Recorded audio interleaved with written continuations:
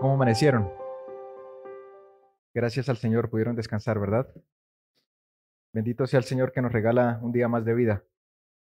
Vamos a reflexionar en esta mañana en la palabra del Señor y les invito para que puestos de rodillas empecemos con una oración.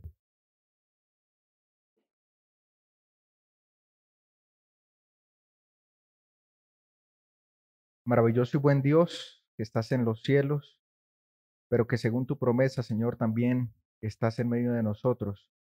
Alabamos y glorificamos tu nombre en esta mañana porque eres bueno.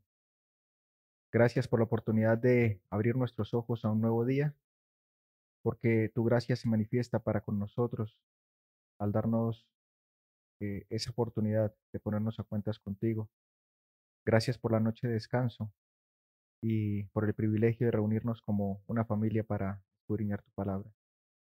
Pedimos, Señor, eh, que tu Santo Espíritu pueda estar en medio de nosotros y que alejes toda influencia del enemigo para que tu palabra, Señor, pueda penetrar en lo más profundo de nuestro ser, de tal manera que no nos limitemos a ser solo oidores, sino también hacedores de ella. Rogamos tu bendición, Señor, pues oramos en ese precioso nombre de Jesucristo nuestro Señor. Amén.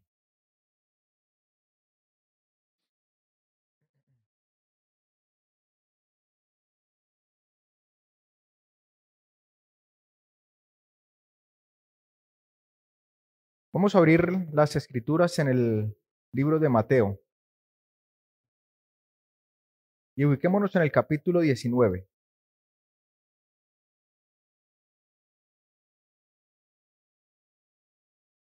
Mateo, capítulo 19.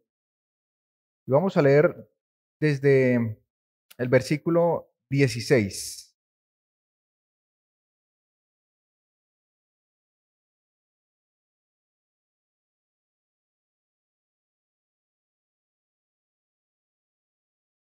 Dice el verso 16, y he aquí vino uno y le dijo, Maestro bueno, ¿qué haré para heredar la vida eterna?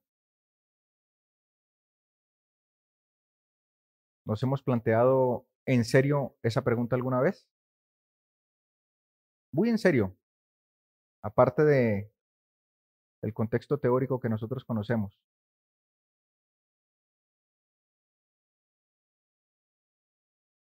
Aquel joven que se acercó fue un personaje bien especial.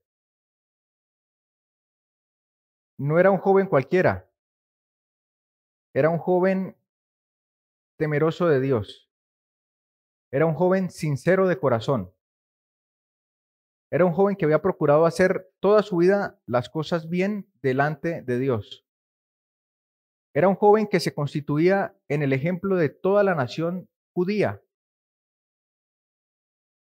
Era un joven de un testimonio irreprochable, un joven que técnicamente guardaba los 10 mandamientos a carta cabal, un joven del cual toda, todo Israel se enorgullecía, un joven, dice la escritura, el espíritu de profecía, que era príncipe de Israel, era uno de los líderes espirituales del pueblo. Y palabras de vida del gran maestro dice que era parte del honorable concilio del Sanedrín.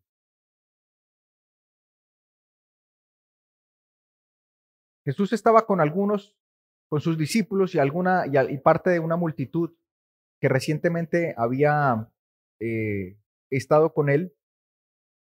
Y cuando este joven se acerca, toda la multitud, los discípulos que lo conocían muy bien porque era un personaje, era una figura pública, prestan atención a qué es lo que le va a decir este joven, el orgullo de la nación, al maestro.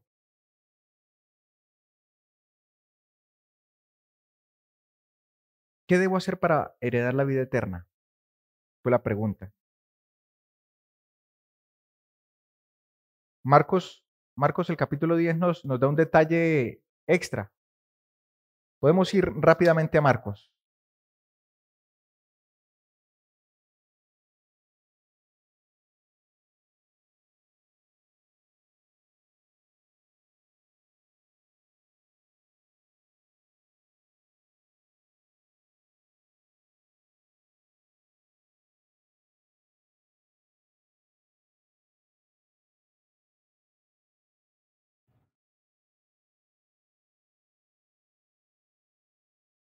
El versículo 17, Marcos 10, 17.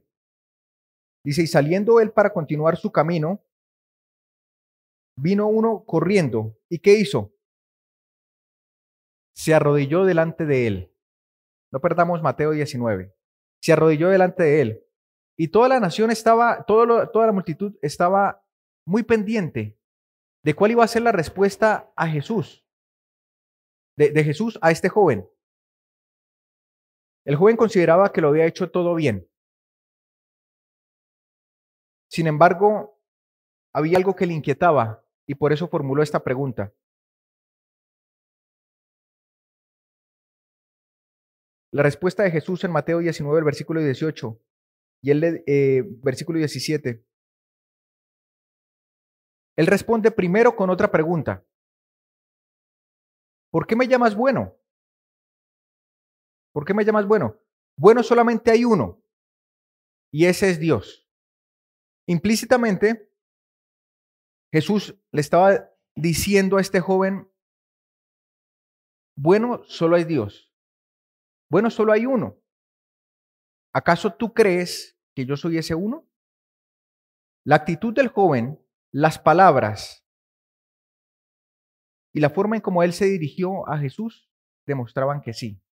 Se arrodilló y le dice, Señor, ¿qué debo hacer para heredar la vida eterna?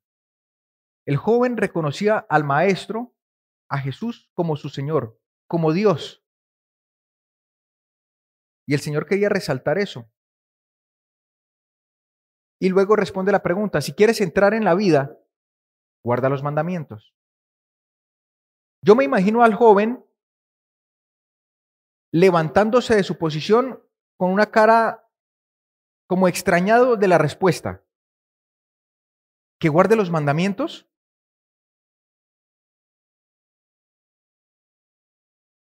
¿Cuáles mandamientos? Si, por decirlo de alguna manera, soy adventista de cuna, de segunda o tercera generación, ¿acaso hay algún mandamiento que yo no conozca? ¿Cuáles? Pregunta el joven. Y el Señor empieza a enumerarlos. Y el joven dice, son los mismos. Eso los he guardado desde mi juventud. ¿Qué cosa más es lo que me falta? Porque si es por eso, tengo un lugar asegurado en el reino. Versículo 21. Y Jesús le dijo, para leer este texto quisiera que fuéramos nuevamente a Marcos. Marcos es un poco más claro. Marcos, el capítulo 10.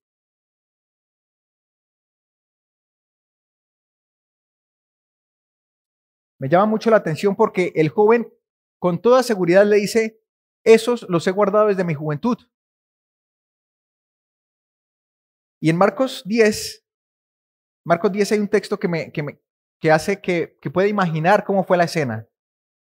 Y yo supongo que Jesús, al escuchar esa respuesta, todo eso he guardado desde mi juventud, se le acerca, le da un abrazo, le sonríe y le dice, yo lo sé. Pero tratando de no hacerlo quedar mal delante de todos, le susurra al oído y le dice, solo te falta una cosa. Marcos 10, 21 dice, entonces Jesús, mirándole, ¿qué hizo? Le amó. Porque él sabía que el joven era sincero y lo buscaba de corazón. Tenía el propósito firme, decidido, de hacer lo que fuera para conseguir la vida eterna. El joven dice, yo sabía que algo me faltaba. Yo sabía. Y por eso estoy aquí. Pero es una sola cosa. ¿Qué cosa es? Pregunta el joven. ¿Qué cosa es? Y entonces Jesús en el versículo 21 le dice, ve, vende el 50% de lo que tienes y dalo a los pobres. No dice así su versión, ¿verdad? Ve y vende el 90% de lo que tienes. No dice así, ¿verdad? ¿Cómo dice? Todo lo que tienes y dalo a los pobres. Uf, qué petición más dura. Todo lo que tiene y déselo a los pobres. Lo bueno es que el versículo no termina allí. Hay un punto y coma. La idea continúa. La petición de Jesús no concluye allí. Dice, y tendrás tesoro en el cielo. Y tendrás tesoro en el cielo.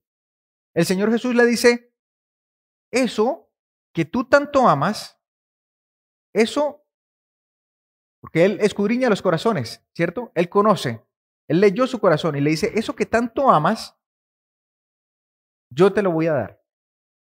Eso que tanto deseas y a lo que tanto te aferras, yo te lo voy a dar. Pero en el cielo. Y si le prometió que se lo iba a dar en el cielo, era porque haciendo eso, él iba para allá, iba a heredar la vida eterna.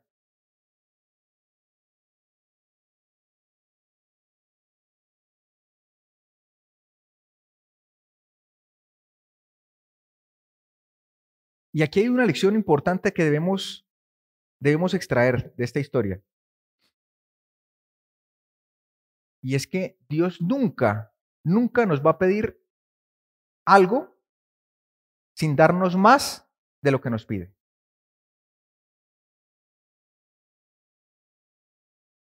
Estaba el niño en casa de familia, le encantaba jugar al fútbol. ¿Cómo le llaman aquí a los zapatos que usan para jugar fútbol? Tacos. Le encantaba jugar al fútbol. Y disfrutaba de este deporte. Empezó a entrenar cada vez con más frecuencia, más frecuencia. Y empezó a obsesionarse tanto por esto que le llamaba la atención, que sin darse cuenta descuidó los deberes en casa, descuidó algunas tareas en sus labores académicas, en sus estudios, y los padres empezaron a notarlo. Entonces, un día como cualquiera llega el niño de la cancha, todo sudado, lleno de polvo de un partido de fútbol. Pasa directamente a la nevera, a la refrigeradora, a tomar una bebida fría y el papá le dice, hijo, tenemos que hablar. El niño sabía de qué se trataba, porque él era consciente de que estaba descuidando otras obligaciones. Sin darle mucha explicación, el padre le dijo, necesito que por favor te quites los tacos y me los entregues. El niño, consciente de toda la situación, le dice, no, papá, los tacos no. ¿Qué le parece si nos sentamos y podemos negociar esto de otra manera?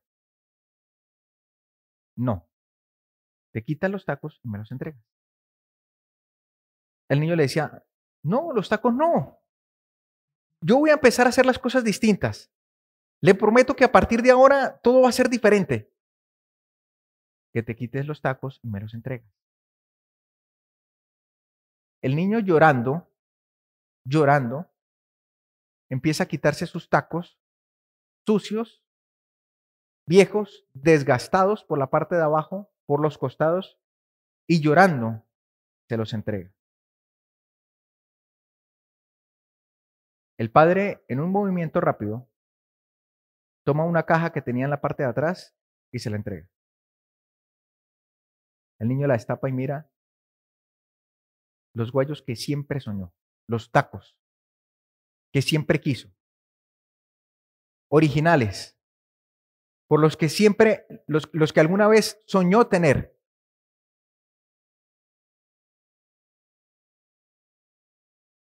¿No es esa la forma en la que Dios nos trata? Y no es que Dios sea un alcahuete.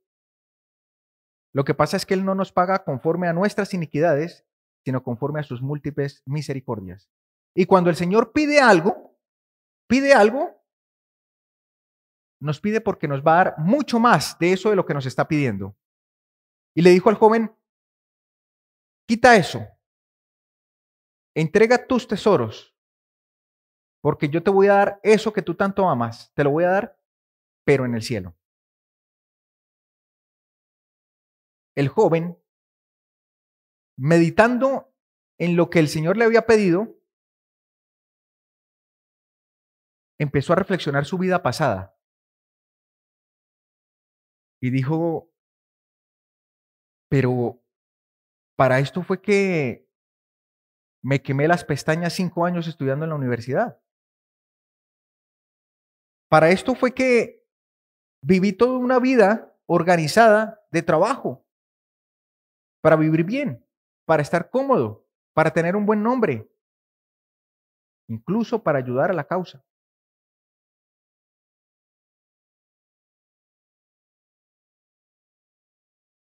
El joven, mientras estaba en esa lucha de tomar una decisión determinante para su vida en ese instante, Jesús, Jesús le dice,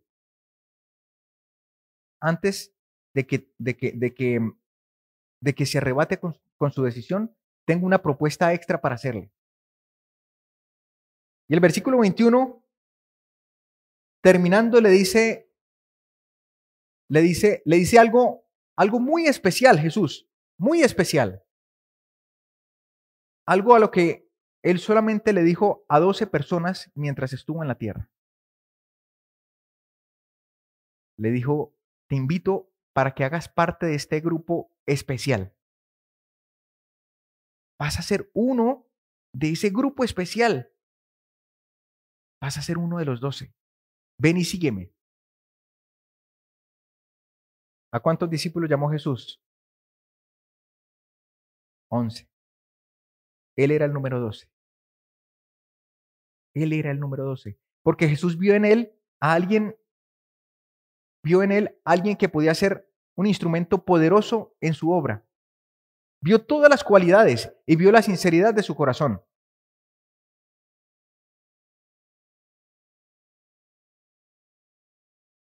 El joven levanta su cabeza, triste, pero concluye que el precio es demasiado alto. Se da media vuelta y se va porque tenía muchas posesiones. Vayamos a Mateo 19, porque esto es un asunto fuerte. Tanto que los mismos discípulos se estremecieron. Mateo 19 y el versículo 25. Al oír esto, sus discípulos se asombraron. ¿Cómo? En gran manera. Es que era el joven, era el testimonio de toda la nación. Los discípulos se asombraron en gran manera y dijeron, ¿y entonces quién se va a salvar? Si este joven, con todo lo que hacía, lo generoso que era, el buen testimonio, todo, no pudo hallar respuesta a su pregunta, porque parece que las demandas son demasiado elevadas, la norma es demasiado alta. Entonces, ¿quién podrá ser salvo? Versículo 26, mas Jesús mirándole le dijo, con los hombres esto es que imposible. Realmente, si lo miramos humanamente, es una imposibilidad. ¿Qué es algo imposible? Que no se puede. Es una imposibilidad mirándolo desde el punto de vista humano. pero con Dios todas las cosas son posibles. Y entonces Pedro, respondiendo, le dijo, Señor, y aquí nosotros hemos dejado el 90% de las cosas. ¿Se dice así? Señor, nosotros lo hemos dejado ¿qué? Todo. Y te hemos seguido. ¿Qué pues tendremos? Y entonces Jesús le dijo, hipócrita, interesado. ¿Sí le dijo así? No. Jesús lo miró y lo amó también. Le dijo, Pedro, hay recompensa. Tú que has hecho eso, tendrás recompensa. Vale la pena seguir cada consejo, cada instrucción, cada palabra que sale de la boca de Dios. Hay recompensa. Ahora la pregunta es, porque tal vez por el contexto de la historia, todos tenemos en nuestra mente el símbolo de dólar. ¿Al Señor le interesa nuestro dinero? ¿Él está interesado en recoger? No, eso no le interesa a Él. Pero Él entiende las cosas que para muchos de nosotros pueden constituirse en un estorbo para entrar en la vida eterna.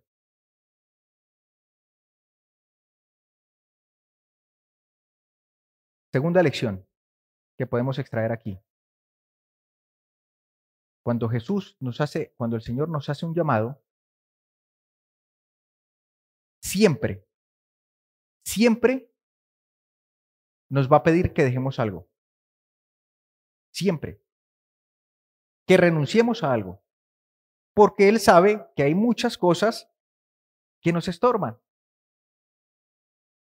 Siempre que Él hace un llamado, nos va a pedir que renunciemos a algo. Y aquí viene algo más fuerte todavía.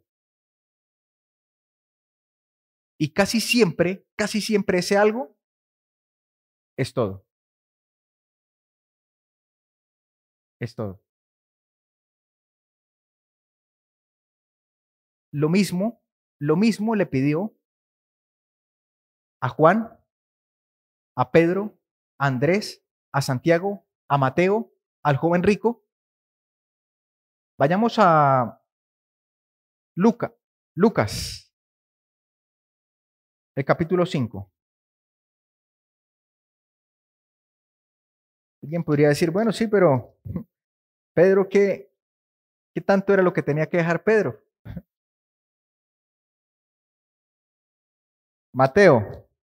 Lucas, perdón. Lucas 5. Y vamos a leer el versículo 3.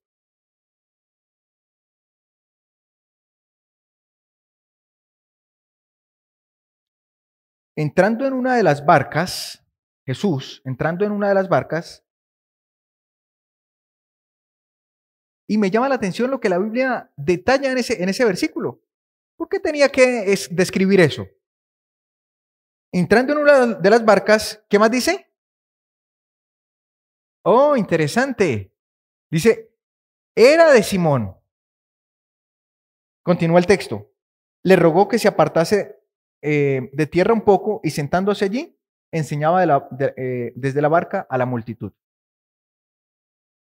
Y normalmente nosotros cuando pensamos en la barca, en una barca, ¿qué pensamos que es una barca? ¿Qué es una barca? Aquí en Costa Rica, ¿qué es una barca? Como una canoa, ¿verdad? Más o menos. Am, pues resulta que esas barcas que se utilizaban para la pesca, en alta mar no podían ser unas canoas. ¿O quién se atrevería en una canoa irse a medianoche, 1 o 2 de la mañana, en alta mar, en medio de una tormenta, para agarrar unos cuantos pescaditos que le cupieran en la barca? Vayamos a Mateo, a Marcos 5. Vamos a leer lo que la Biblia dice al respecto. Marcos 4.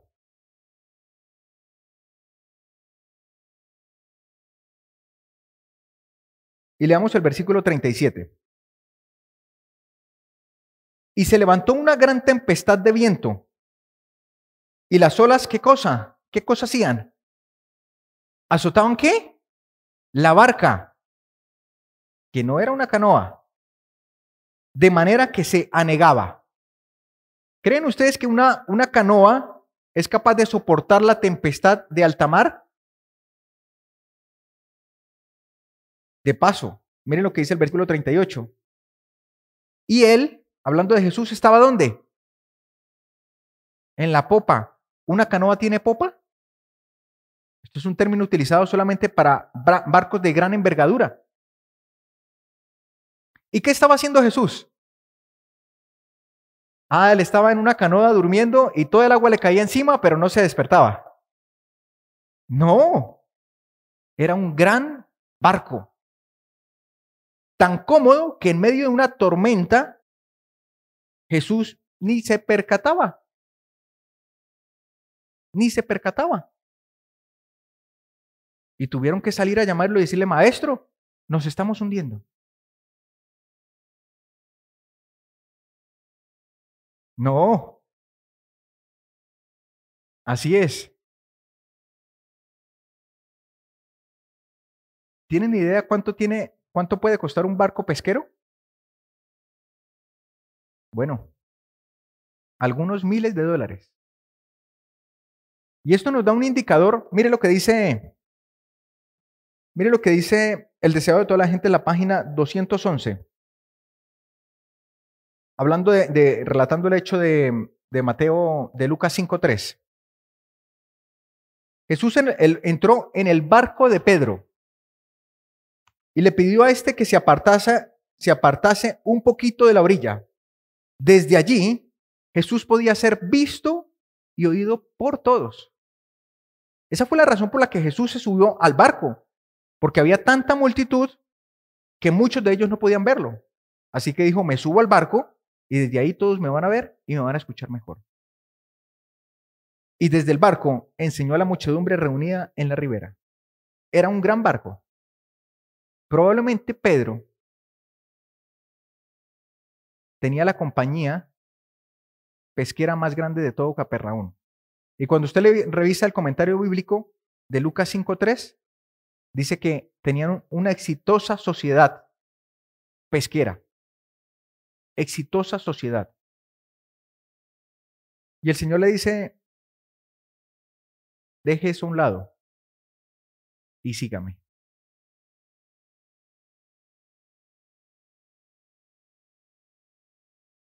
Vayamos a Deuteronomio, porque insisto, no se trata del signo de dólar. El Señor acondicionó o acomodó las circunstancias para que, para que, para que yo pudiera terminar una ingeniería y organizar una empresa en la ciudad donde vivo, donde vivía, gracias, donde vivía. Y el Señor me hace el llamado de una manera muy particular, muy personal. Yo no entendía nada sobre la salida al campo, ni sobre ministerios de gestión propio, ni escuelas misioneras. Fue un llamado muy personal. No me voy a detener en eso. Pero cuando el Señor me dijo, busque primero el reino de Dios y su justicia y todas las cosas vendrán por añadidura, yo dije, voy a experimentar, a ver qué pasa. Liquidé la empresa. Dije, vamos a ver si lo que está escrito aquí puede ser realidad en la práctica. Y dejé todo a un lado. Dije, si esto no funciona, pues retomo mi vida anterior. Y cuando dejé absolutamente todo, yo me sentí con un pie en el reino de los cielos. Dije, no, ya hice lo más difícil, ya hice lo más difícil. De aquí en adelante todo es camino hacia abajo, facilito, cuesta abajo. Después, varios años después, no retomé mi actividad anterior porque me di cuenta que Dios era fiel en su palabra. Pero me costó algunos años entender que renunciar a las cosas materiales es realmente lo más fácil. Es realmente lo más fácil. Cuando el Señor dice todo, no se refiere al dinero. Eso va mucho más allá. Mire lo que dice Deuteronomio. Vayamos a Deuteronomio, el capítulo 6.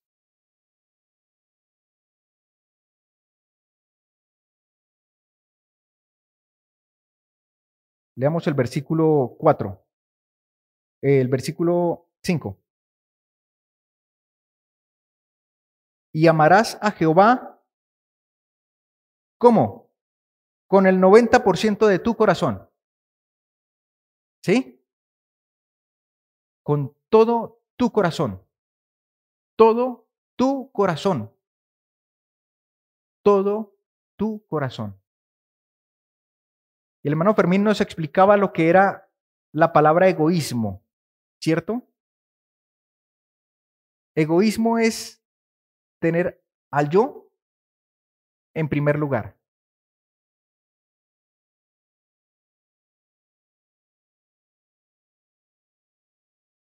El primer mandamiento dice, no tendrás dioses ajenos delante de mí. Delante de mí no hay otro. Y cuando mi egoísmo se levanta y yo pongo por delante a mí, a mis intereses, a mis beneficios, a lo que yo quiero primero, aún en esta obra, no estoy cumpliendo la ley. Santiago 2:10 dice que si nos hacemos, si faltamos a uno de los puntos, nos hacemos infractores de toda la ley.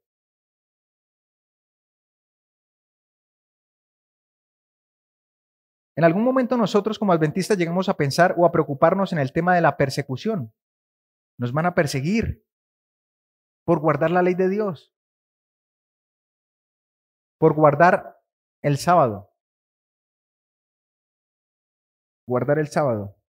Cosa que después de que andamos con estos aparatos, eso de guardar el sábado para muchos ha sido más difícil. No hablando tus propias palabras,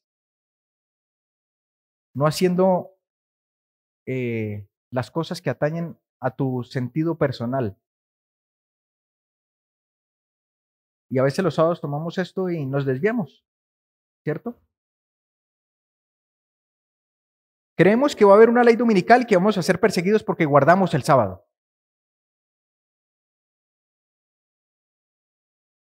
Pero ni siquiera cumplimos con la ley.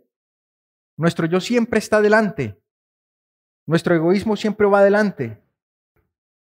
Y nos hacemos infractores de toda la ley. Dice, amarás a Jehová tu Dios con todo tu corazón. Dice con todo. Y si es con todo, yo pregunto, ¿qué cosa queda para mí? Si es amar con todo el corazón, ¿cuánto queda para mí? ¿Cuánto? El 1%. ¿Sí? Nada. Y renunciar a eso, renunciar a mí mismo, renunciar absolutamente a todo, es lo que realmente cuesta. No queda nada para mí. Jesús vino y nos dio ejemplo.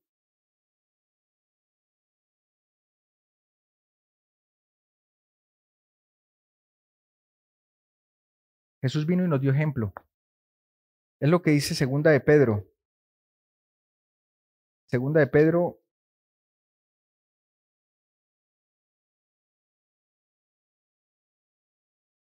capítulo 3.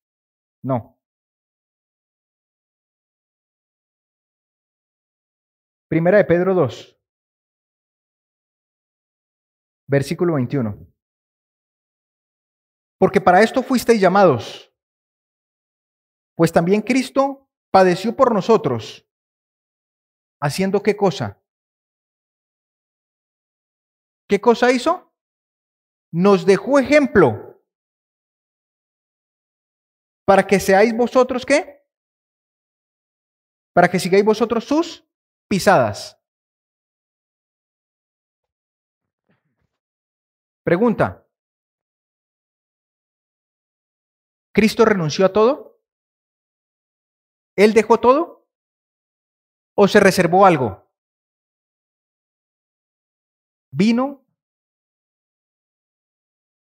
y tomar la forma de hombre, tomar la forma de siervo, de un ser humano caído, con esta, con una raza después de tantos años de pecado, ya era suficiente humillación, pero él bajó hasta lo más vil.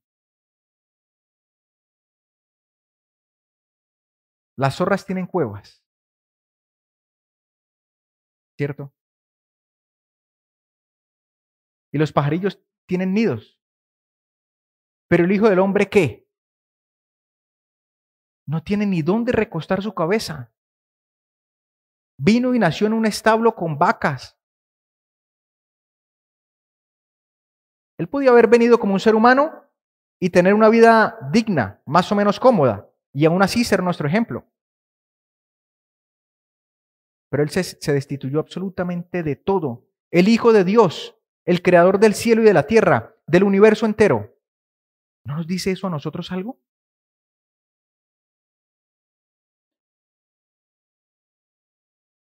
Ahora, el dejar todo, que involucra todo, lo que es todo, no representa que el cristiano o que el creyente es una persona arrastrada y que vive que lleva una vida de miseria. Eso no es así. El Señor dice, no tendrás dioses ajenos delante de mí.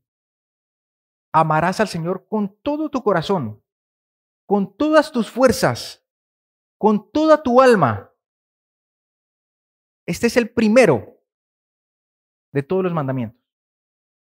Con todo lo que tienes, absolutamente con todo. Pero la experiencia de aquel que llega a amar al Señor con todo su corazón está relatada en 2 Corintios, el capítulo 6.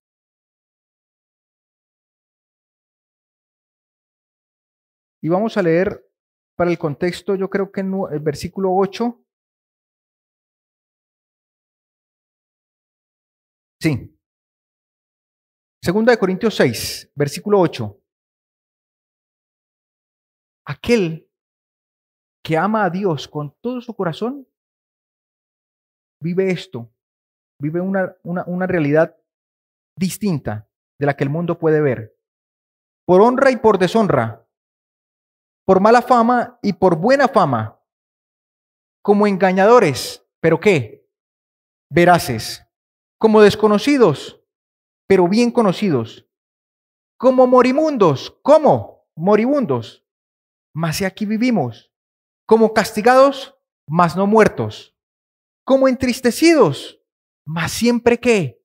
Gozosos, como pobres, mas enriqueciendo a muchos, como no teniendo nada, pero ¿qué? Pero poseyéndolo todo. Esa es la experiencia del cristiano que ha entendido el primer mandamiento. Amarás al Señor de todo tu corazón. De todo tu corazón.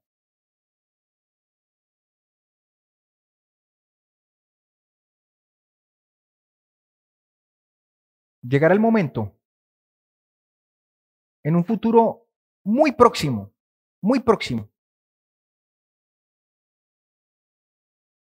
en el que las condiciones en el que la palabra profética más segura se cumplirá al pie de la letra, y las condiciones que se presenten para aquellos que hemos decidido creer en este mensaje serán las más hostiles, y se perderá todo. Ya no habrá carros, ya no habrá internet, ya no se podrá ir al supermercado y conseguir las cosas como lo hacemos ahora. Pensemos en eso, que va a ser una realidad. Ya no vamos a contar ni siquiera con el apoyo del brazo humano. Todo lo hemos de perder, absolutamente todo. Ni siquiera la confianza en la persona que más creía voy a tener. No voy a tener eso. Y para cuando llegue ese momento, todos nosotros, los que creamos que podemos hacer parte de esa gran prueba, debimos haber tenido una experiencia previa con Jesús en algo similar.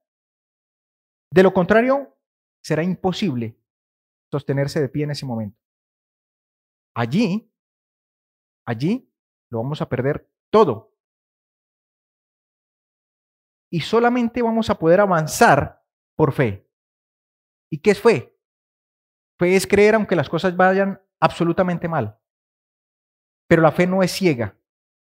La fe se basa en evidencias. Y esa evidencia la puedo tener yo hoy, teniendo una experiencia con el Señor a nivel personal, que nos va a habilitar para cuando llegue ese momento.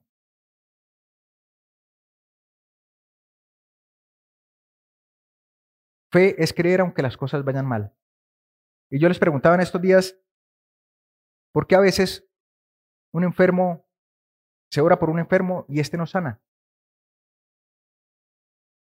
Dios es soberano.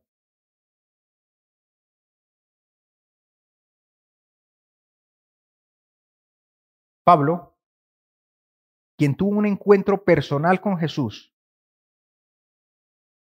y después de haber tenido ese encuentro con Jesús, su vida cambió radicalmente. Ahora una persona convertida. Pero este encuentro con Jesús no fue gratis, costó mucho para él. Él abandonó todo lo que tenía. Vayamos a Filipenses. Filipenses el capítulo 3. Y ya voy cerrando.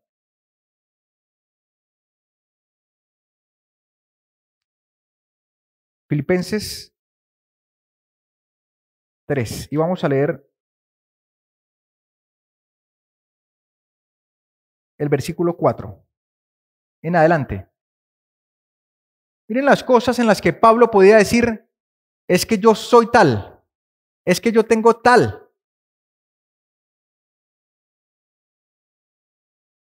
Podríamos nosotros hablar de lo que fuimos, de lo que o de lo que aún somos, de lo que tuvimos o de lo que tenemos.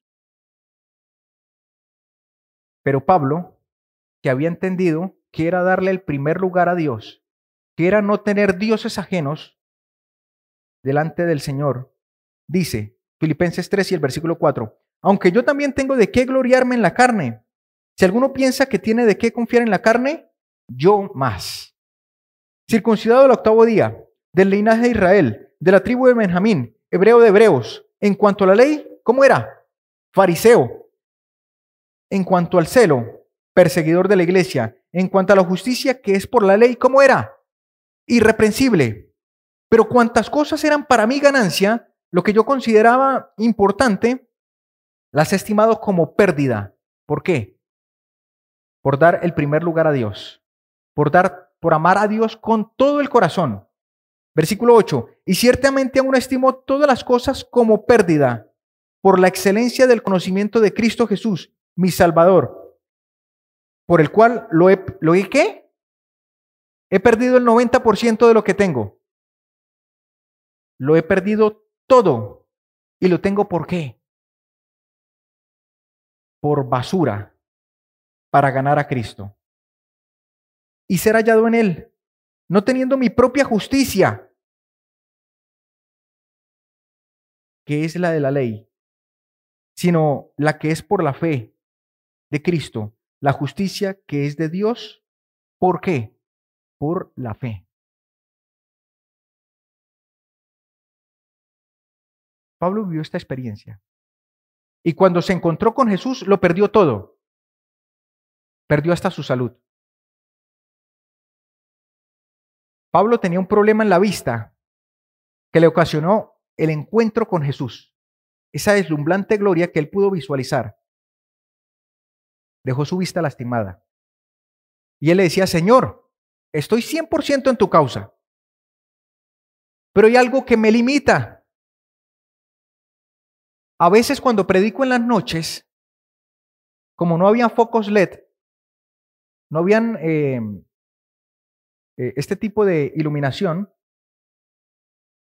me tocaba le tocaba con un candil, Señor, y a veces no puedo leer bien la palabra porque no veo bien. Me cuesta. Si tú me quitas este problema en los ojos, yo voy a poder servirte de una manera más eficaz. Es mi único propósito. Por favor, restáurame, sáname. ¿Qué le dijo el Señor? Primera de Corintios 12:9. Mi gracia es suficiente. Y es lo que hoy el Señor, siendo soberano, le dice a muchos que padecen en la enfermedad. Mi gracia es suficiente y yo quiero que glorifiques mi nombre con cáncer o sin él. Yo quiero que me glorifiques en esa cama y que le digas al mundo que me amas con todo tu corazón, con todas tus fuerzas y con toda tu alma.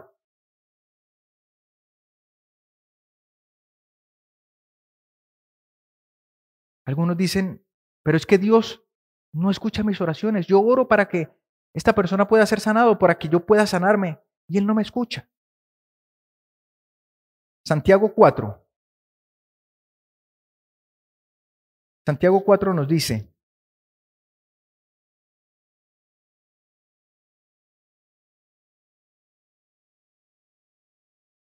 versículo 3, Santiago 4, versículo 3, dice, pedís y no recibís. ¿Por qué? Porque me pedís mal. Porque pedís conforme a vuestros propios intereses. Nosotros no sabemos qué es lo que nos conviene. El Señor sabe qué es lo que necesitamos y de qué cosa tenemos necesidad. ¿Cuántos de nosotros nos levantamos hoy pidiéndole al Señor aire para respirar? ¿Cuántos de nosotros hoy le pedimos al Señor, le clamamos para que el corazón haga su función? ¿Cuántos de nosotros hoy nos levantamos preocupados y pidiéndole al Señor en ferviente oración que proveyera un milagro para el desayuno? Él sabe lo que nosotros necesitamos y su gracia provee lo suficiente, lo necesario.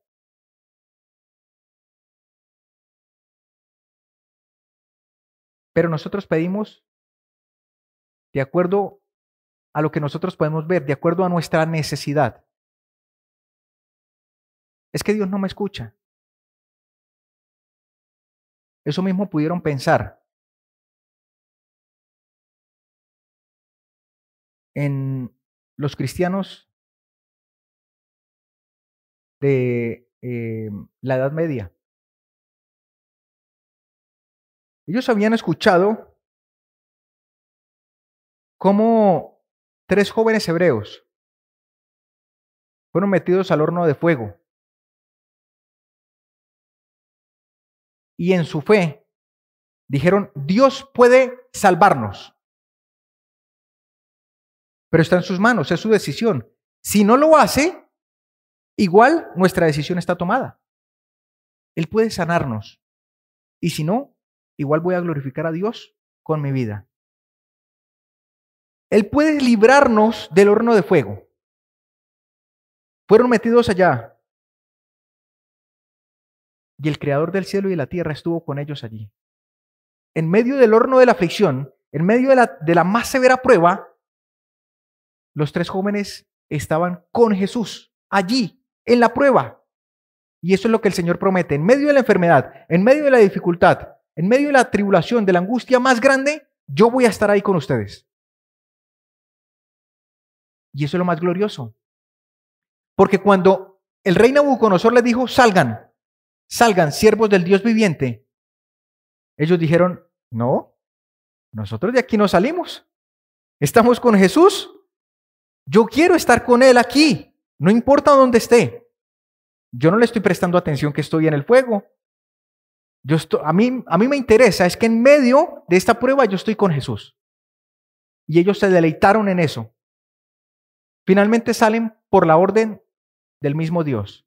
Salgan, porque es necesario que testifiquen. Algunos cristianos habían leído eso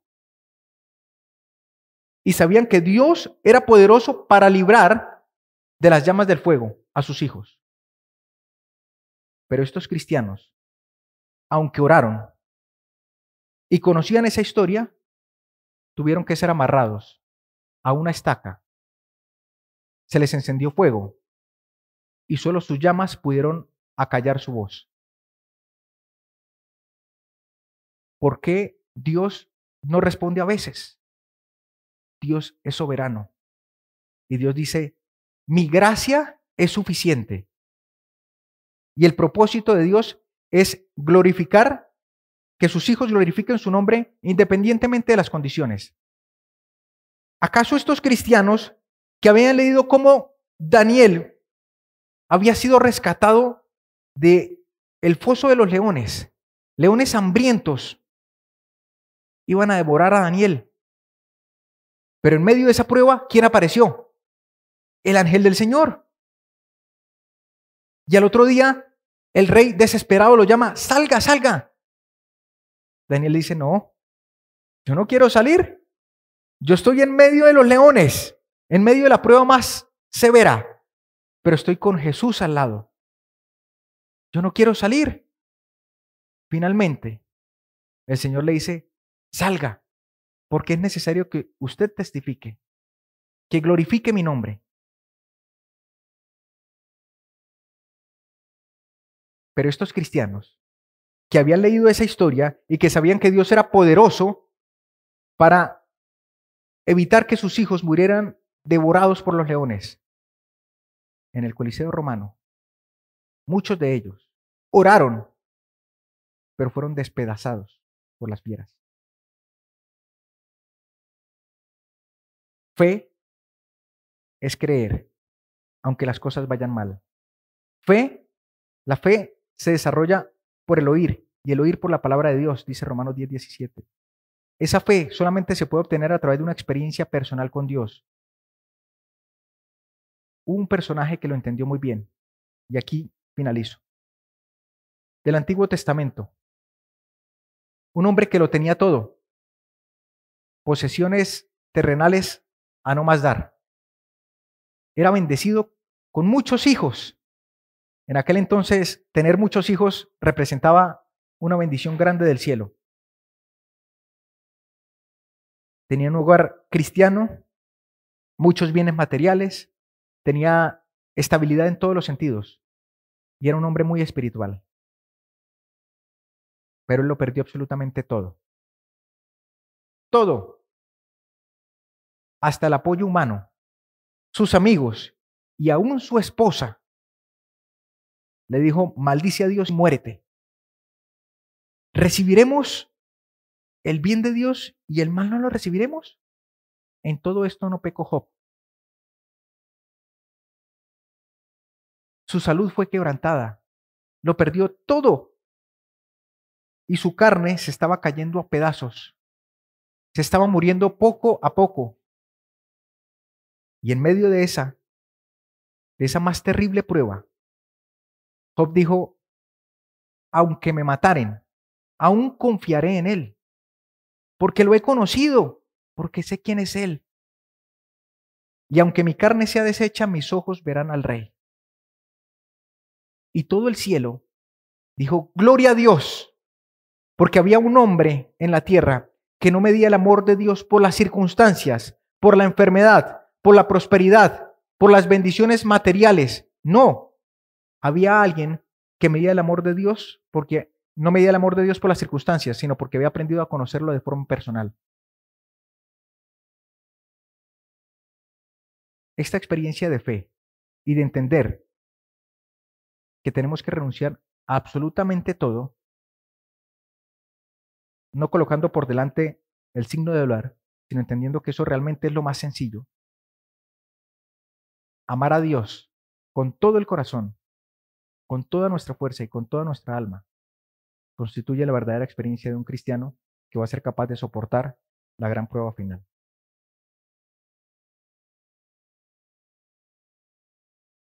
Renunciar a todo hoy es más fácil. Intentar renunciar a todo cuando estemos allá va a ser imposible. Necesitamos una experiencia previa que nos habilite. Y el llamado de Dios hoy dice, estoy a la puerta. Quiero que abras el corazón. Hijo mío, dame ¿qué? Tu corazón.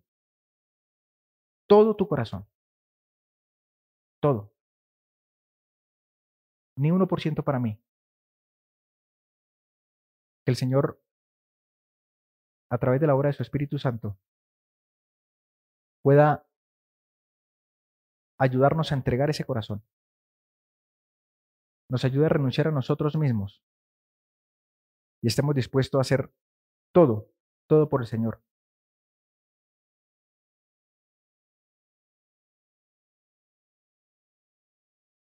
Voy a leer un texto más. Solo un texto más. Una promesa. Segunda de Corintios.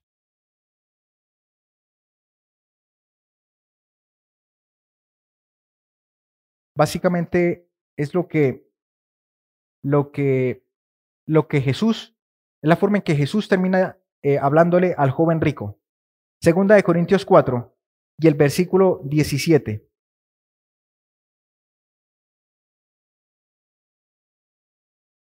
Porque nuestra leve aflicción,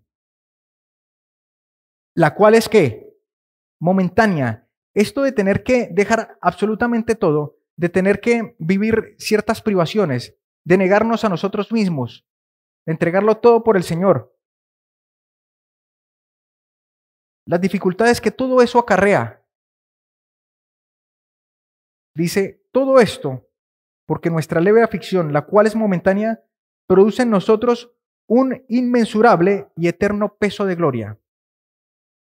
No mirando las cosas, nosotros las cosas que se ven, sino las cosas que no se ven, porque las cosas que se ven son temporales.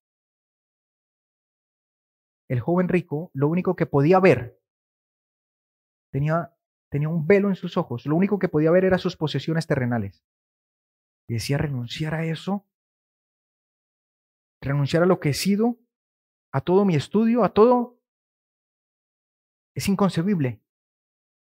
El niño, al quitarse los tacos, lo único que podía ver era esos tacos viejos, sucios, pero para él era el tesoro más grande. Él no podía ver lo que el Señor le tenía preparado. Con los ojos de la fe, el Señor nos dice, yo les invito a ver las cosas que ojo no ha visto, las cosas que oído no ha escuchado y las cosas que ni siquiera han llegado al pensamiento del hombre. Son las cosas que yo les tengo preparadas para ustedes. Dejar esto realmente es algo ínfimo, es insignificante. No miren las cosas que se ven, porque las cosas que se ven son temporales, mas las cosas que no se ven son eternas. Que podamos reflexionar en esto durante el día. Dios los bendiga. Vamos a terminar con una oración.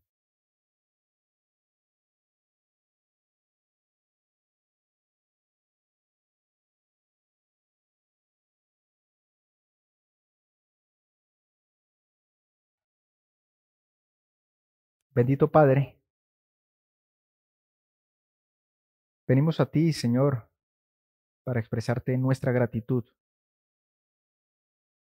porque eres un Dios bueno, un Dios clemente, tardo para la ira y grande en benignidad,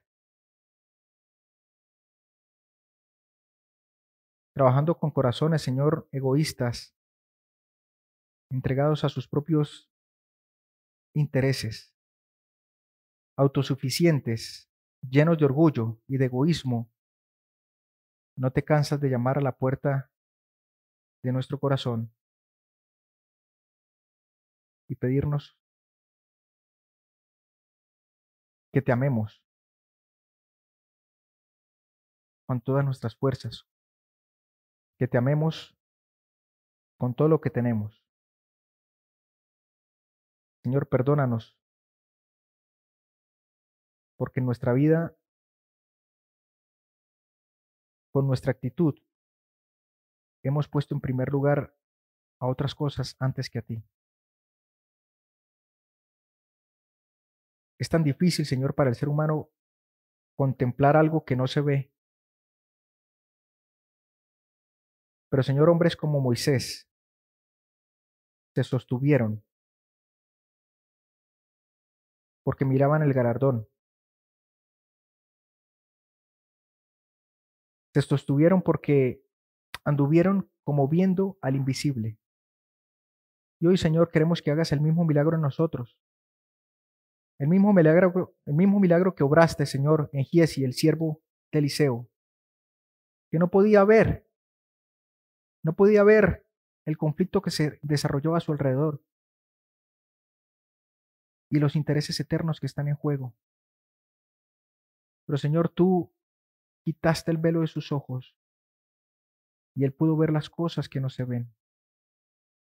Y entonces entendió que lo que se desarrollaba en la tierra eran cosas efímeras, pasajeras. Coloca en nosotros, Señor, de tu espíritu y ayúdanos, Señor, a vivir conforme a tu palabra. Perdona nuestras faltas y concédenos tu bendición en este día. Oramos en el nombre de Jesús. Amén.